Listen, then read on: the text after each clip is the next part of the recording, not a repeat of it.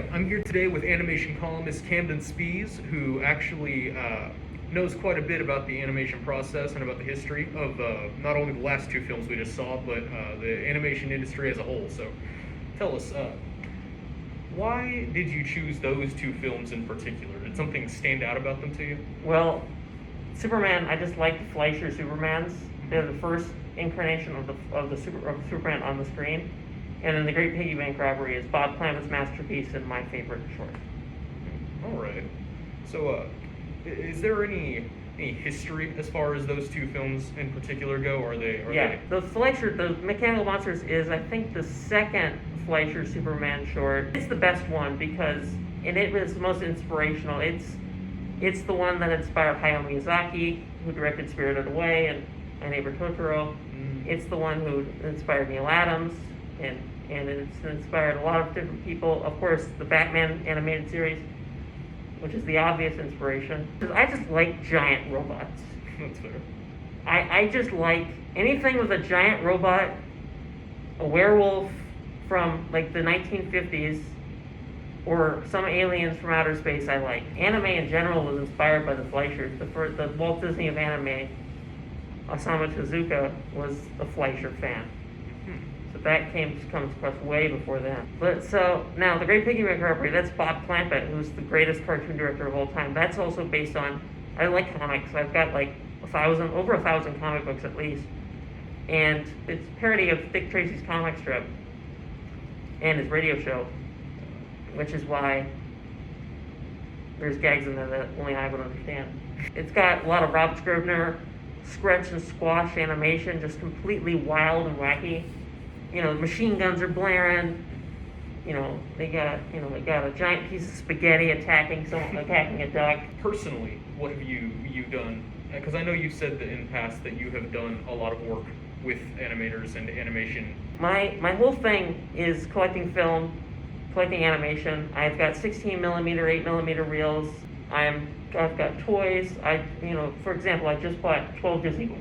Like, I just recently bought the first 3D comic books. And then I've also hosted art. When I was 14, I hosted art museum exhibits. I've consulted in documentaries. I've written articles for historians. I write my own blog, animation blog, called Termite Terrace Headlines, that I update frequently. Where was the art exhibit that you hosted? Well, in Baton Rouge. Well, how do I explain this? I kind of snuck myself in. Oh? By that I mean they had this exhibit on Warner Brothers cartoons, and I kind of volunteered to room or just a devotee day devoted to my collection, that's the collection when I was 14, which is like half of what I have now, which it wasn't even half of what I had on display. It was just the best of the best, the tier group. Now, obviously, animation, since those two films that you proposed and were shown at our festival came out, has changed quite a bit. Those two films were definitely Animation was never a kids medium, which is why I was fighting with the students in this class about there being a family-friendly thing in this thing. Machine guns are blaring. Daffy would. This is one of the few things where there's always alcohol references in cartoons. Smoking. I mean, there's smoking in this cartoon too. Yeah. There's smoking in the Great Pig going over several times, and then that brings up the question as to whether those things are even not safe for kids, right? I mean, do you see kids are smarter than people think they are? Yeah. These are the same kids that, a parent might say, "Oh my God, my kid's gonna grab an anvil and hit my father on the head and they're gonna whip out the murder. He's gonna grab a sledgehammer and murder my husband brutally." And these are the same kids that their best friend at school is playing Call of Duty on his phone. If there are kids who are watching Squid Game, there are kids who can watch a cartoon. Oh yeah, definitely. Now, obviously, not only the content of animation has changed, but also the techniques and the way the business around it is performed as well. So, do you know anything about that? Would you like to talk with us? Yeah, a lot of these were done by cells, and 24 frames a second. There's more drawings in this than there would be in a 30-minute episode of The Simpsons. There's at least 4 times as much. In 7 minutes, it would take 7 minutes short. It would take 6 months to do. And Warner Brothers had a full studio orchestra. Not even Disney the only film that Disney had an orchestra on was Fantasia, and that was not even theirs because Warner Brothers had their orchestra. Fleischers would go out to New York jazz clubs and just hire someone like Sammy Timber to key in. Most of it's done by computers. Of course, most animated films still have hand drawn. All of Pixar's animators have to know how to draw because all their storyboards, entry stuff is all done on paper. Disney still does hand drawn stuff. Bill Clinton obviously is the biggest. Everything's done by hand.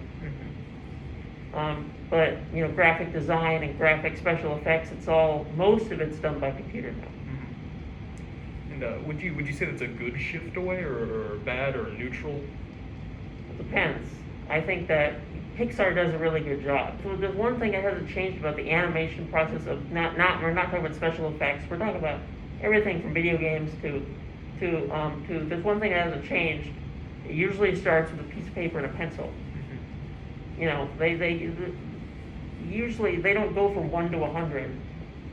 They usually all that starts with every model sheets, storyboards are done by hand. So most of the time, I would say it's the technology changes. But I know people who are like dead set on thinking they have to use cells. Well, cells are pretty much extinct to find. They're rare to find, and it's unreasonable not to use modern technology. I ask that because there's a big difference between what a lot of people would consider to be a great film like Coco or Moana, and then something that a lot of people would consider to be lazy or not worth their time, like Despicable Me. And both. I have to agree with that sentiment. Go ahead. Because actually Moana and Coco both do take full advantage of both hand-drawn and, I know Moana, my friend Eric Goldberg, did the only piece of hand-drawn animation in the whole film, like the only sequence of purely hand-drawn animation in the whole film. Oh, was it during the song Maui? Probably, yeah. I think that was it. I haven't seen Moana in a while, we gotta be honest.